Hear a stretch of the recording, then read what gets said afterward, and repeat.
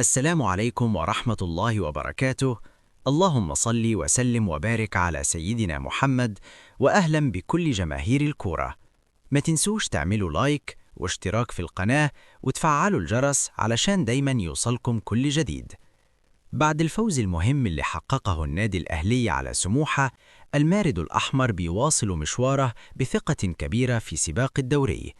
موعد مباراة الأهلي ونادي زد. يواجه الأهلي فريق نادي زد يوم 28 فبراير الساعة 9:30 مساء بتوقيت القاهرة، والساعة 10:30 مساء بتوقيت السعودية، على قناة On Time Sport. المباراة دي جاية في توقيت مهم جدا، خصوصا بعد دفعة المعنويات الكبيرة بالفوز الأخير، والكل شايف إن المنافسة على لقب الدوري بتولع فاير.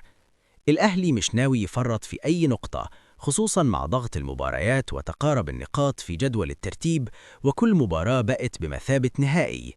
جماهير الأهلي مستنية استمرار الانتصارات وتأكيد السيطرة، في حين أن نادي زد أكيد داخل المباراة بطموح تحقيق مفاجأة قدام حامل اللقب.